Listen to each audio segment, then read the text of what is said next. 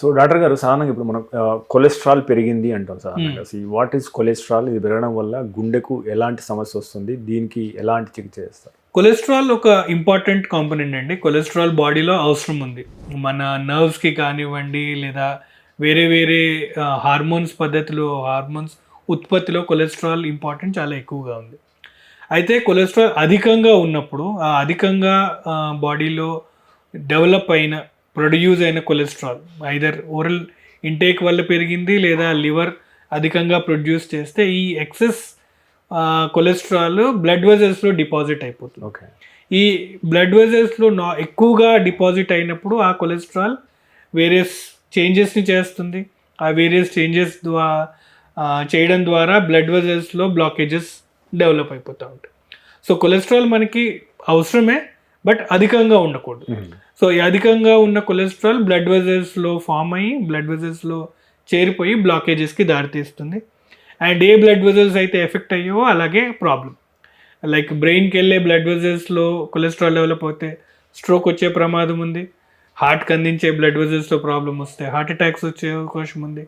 కిడ్నీకి లేదా పేగులకి ఎందే blood వెజల్స్కి problem వస్తే అక్కడ ఈ ప్రాబ్లం వస్తుంది. సో ఈ బ్లాకేజెస్ వచ్చి ఆ ప్రాబ్లం ఉంటుంది. సో అందుకని ఆ కొలెస్ట్రాల్ని మనం తగ్గించే మెడిసిన్స్ ఇచ్చి ఆ కొలెస్ట్రాల్ ద్వారా వచ్చే ప్రాబ్లమ్ని తగ్గించడానికి మనం మెడిసిన్స్ ఇస్తూ ఉంటాం. సో ఇంకోటి ట్రైగ్లిజరైడ్స్ అంటాం కదా, ఈ ట్రైగ్లిజరైడ్స్తో ఏమైనా సమస్యనా? ఇది ఎందుకు పనిచేస్తాయి? ఇది పెరిగితే ఏమవుతుంది? సో ట్రైగ్లిజరైడ్స్ కూడా one of the lipid fractions అంటాం. అంటే ఒక వ్యక్తిలో కొలెస్ట్రాల్ మనము లిపిడ్ ప్రొఫైల్ అడిగితే టోటల్ కొలెస్ట్రాల్ అందులో ఒక ఫ్రాక్షన్ ట్రైగ్లిజరైడ్స్ అన్నాడు. ఓకే. సో ఈ ట్రైగ్లిజరైడ్స్ ఎందుకు మెజర్ చేస్తాము అంటే ట్రైగ్లిజరైడ్స్ ఎక్కువ ఉన్న వాళ్ళల్లో హార్ట్ అటాక్ వచ్చే రిస్క్ ఎక్కువగా ఉంటుంది. ఇది one of the risk marker.